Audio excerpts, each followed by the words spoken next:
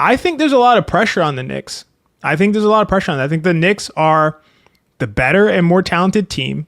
The deeper team. I think they have a deeper bench. They have home court advantage, obviously. They are as well rested as they could be versus as poorly rested as a team could possibly be with the Cavs in terms of not dealing with just 2 7-game series, obviously, but 2 of the most physical teams in the conference, like the number 1 fouling team, like I said, and the number 6 fouling team.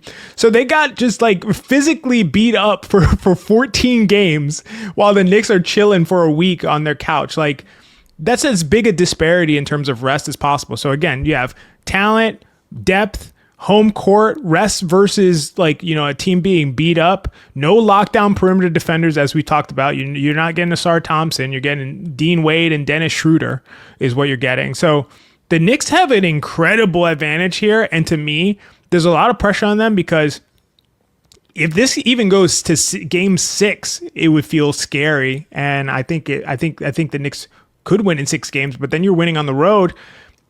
I think the Knicks have a lot of pressure, and I don't think if you think that matters at all, Geoff, but I do think that that's a factor here because they're just expected to roll their way to the NBA Finals, and man, that would be so huge for the city that I can imagine it getting under these players' skin just a little bit there, just in the back of their mind, like, man, we have our best chance to make the NBA Finals. We are going to be the New York Knicks in the NBA Finals. We are favorites to win. We have everything going for us, home court advantage, everything going for us. We got to get there, and that could add some tension to the game. There's also one other aspect to this, and I'm counting on the true hot hand theory fans to fact check me here. I'm not 100% sure I'm right about this, but I'm fairly certain I'm right about this. Akshay, do you know how many franchises in the history of the NBA have lost in the playoffs in 4 consecutive seasons with home as the better, higher ranked, higher seeded team in all 4 playoffs? I don't know the answer. I'm going to assume it's not many. It's 0. It's never been done before. The Knicks, forget 2021 when they lost as the 4 seed against Atlanta.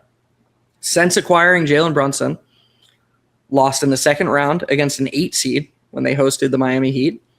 Lost in the second round when they in 7 games to the Indiana Pacers in the 2-3 matchup when they were the 2 seed. Lost game 7 at home. And then lost in the Eastern Conference Finals when they found another lower seeded opponent in the Eastern Conference Finals despite being the 3 seed. They found the 4 seed Indiana Pacers and lost in 6 games. This, in my opinion, were it to happen, and again, I don't think it's going to happen. I think the Knicks are going to win, and I think they're going to have a very, very live chance against whoever they meet in the NBA Finals.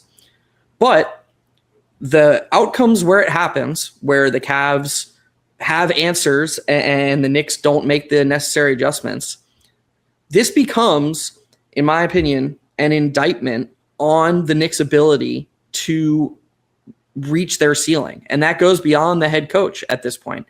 It has to do with the players, and are they the types of players who are floor raisers, who median chasers, or are they ceiling raisers? And if you lose 4 straight times in the playoffs to teams that you spent 82 games being better than and being higher seeded than, that's not random anymore. That is a trend and something that needs to be looked into in terms of future team building options. This is something that the Knicks need to get off their chest. They need to unequivocally prove that when they're given, because they keep being put in positions where it's like, this is, how many straight seasons can you say analyzing, wow, this really worked out for the Knicks. Oh, they got an 8 seed in round 2. Oh, well, a couple injuries. Oh, okay, they're hosting the 2-3 matchup in round 2, and all right, maybe they wouldn't have beat Boston, and okay, they got injured. All right, on to next season. Oh, they traded for Karl Anthony Towns. Now is really time they're chasing the ceiling. They're the 3 seed, and they get to the conference finals, can't take care of business even with home court advantage. When you get these scenarios, I know it might ring hollow to a lot of people to keep saying this when somehow it keeps happening. Maybe the chances are just enough. You have to take care of business. This is absolutely, the Knicks have more pressure than the Cavs do. And there absolutely is something to that as the team with the expectations placed on your shoulders. And it's almost an unexpected positive and negative just how elite of basketball they've played these past couple of weeks, because you go from 2-1 down to Atlanta to just dismantling your opponent for 7 straight games. The expectations come with it. The expectations are here again. They have home court advantage. They got to take care of business this time, and they got to seize the opportunity.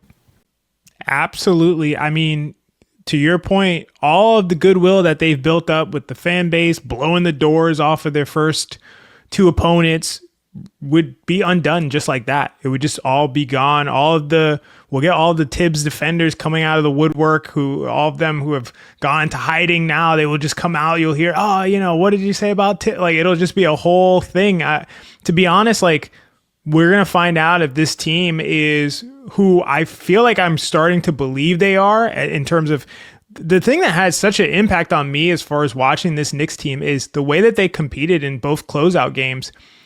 I just did not expect it. I mean, I just did not expect them to come into these closeout games where the opponent is the one. I've said this several times at this point. The opponent is the one with their back against the wall who is desperate. And the Knicks looked like they were the ones who were actually in that situation. That has gone a really long way in terms of impressing me personally from what this team has. And it makes me believe they are a team who will bask in that pressure, the pressure and the expectations that you're talking about. They'll bask in that. They'll appreciate that. They'll welcome that. They say, I want the pressure because that means we're in a great situation. That means we're that good that we have this pressure on them. And this is your best chance to make an NBA final. This is it. This is as good as it's going to get. You have an opponent that you should absolutely beat, and you have all the tools to beat. You're playing your best basketball. You're well rested. You're at home. You have everything going for you. Do not waste this opportunity. And I think that we'll see the Knicks show that they can bask in that pressure and thrive under that pressure and make the NBA Finals. So that's what I think is going to happen. If they don't, I joked about this on Twitter already. If they don't, this is going to be Knicks versus Cavs. Winner goes to the finals. Loser gets Giannis, because there's going to be changes that come. And I think that could even be a true statement in terms of either of these teams going in a completely different direction if they lose. So